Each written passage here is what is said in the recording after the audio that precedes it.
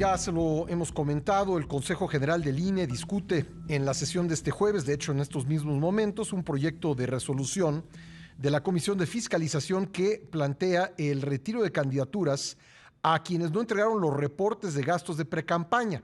Dentro de estos casos se encuentra el muy polémico candidato de Morena a la gubernatura de Guerrero, Félix Salgado Macedonio.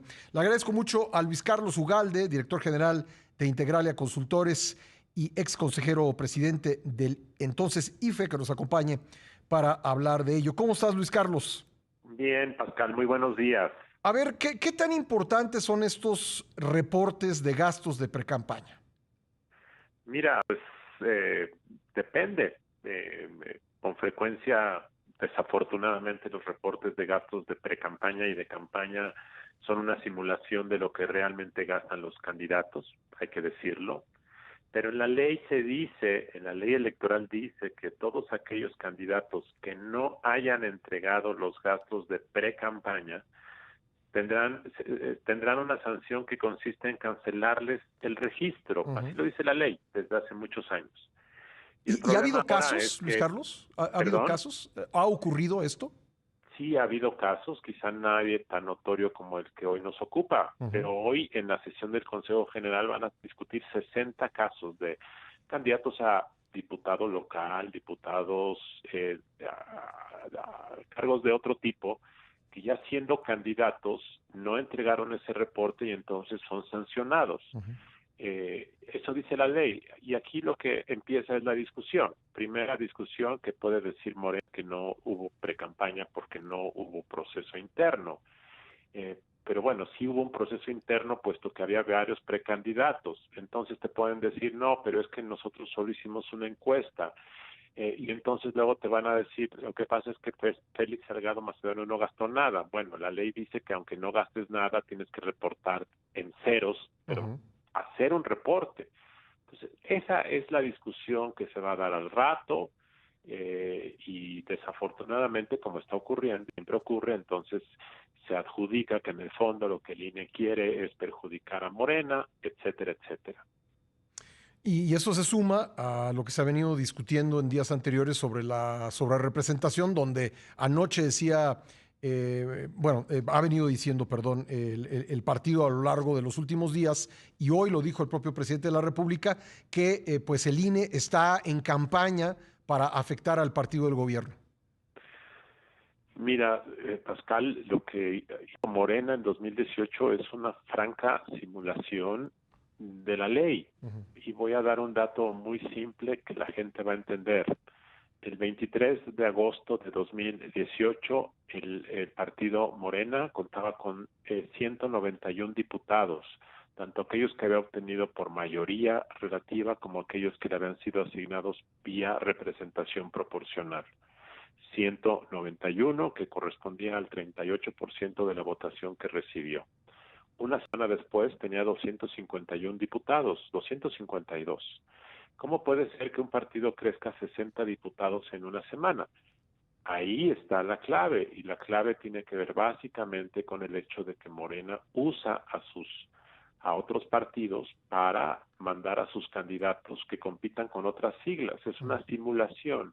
Por ejemplo, Mario Delgado, que fue el primer morenista de la Cámara de Diputados, compitió bajo las siglas del Partido del Trabajo. ¿Cómo es posible? ¿Para qué? O sea, la pregunta es ¿por qué? ¿Por qué hacen ese tipo de simulación? Y el tema nada más es, Morena quiere esconder los triunfos reales que obtiene para poder recibir más plurinominales. Ese es el tema.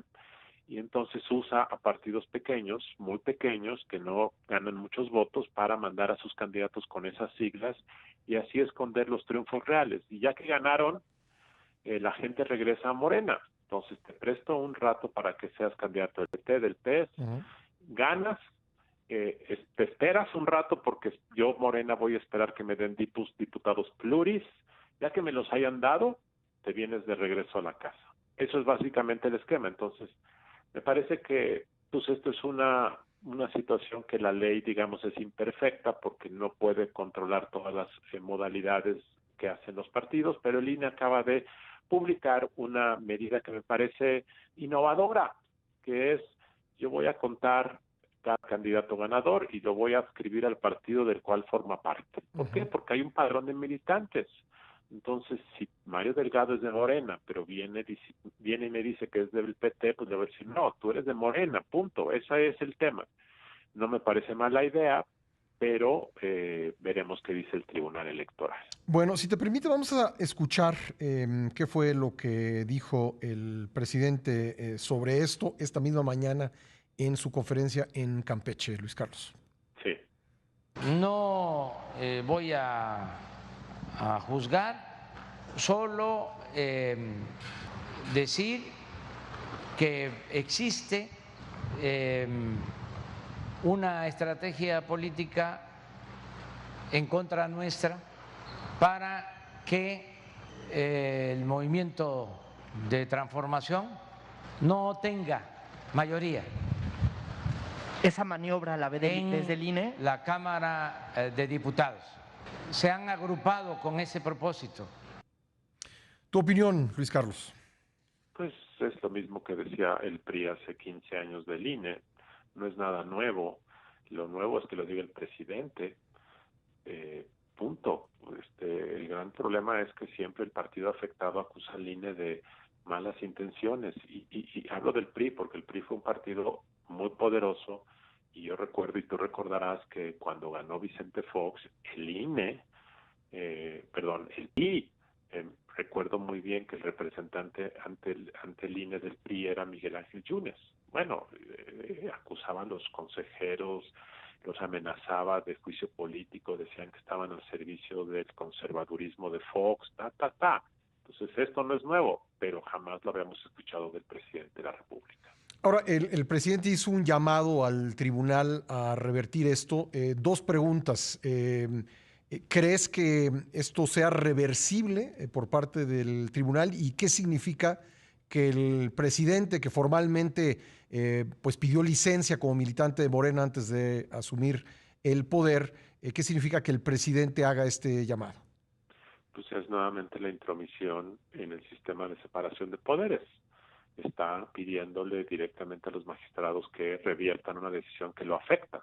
Y me parece que por formas el presidente no debe estar pidiendo, porque además él no es parte del juego electoral de forma directa, pues él es el presidente de la República y además firmó un convenio hace 2 días en donde se comprometía a no entrometerse. Bueno, el mensaje de hoy es entrometerse en el proceso electoral y pedir un favor a los magistrados.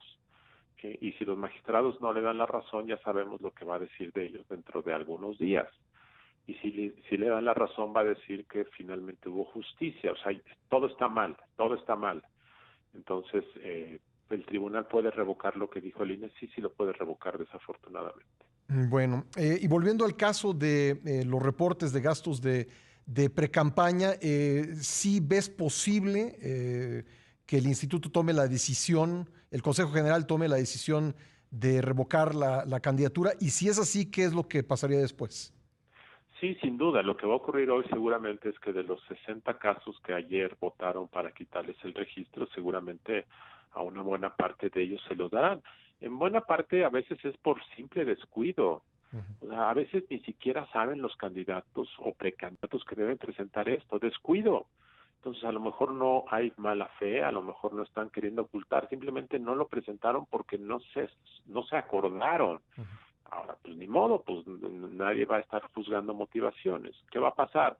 Que aquellos que les quiten el registro, incluido Salgado Macedonio, si fuera el caso, van a ir al Tribunal Electoral para pedir que se les reponga, van a decir que no fue de mala fe, que es más importante su derecho político a ser votados, que una falla administrativa, etcétera, etcétera.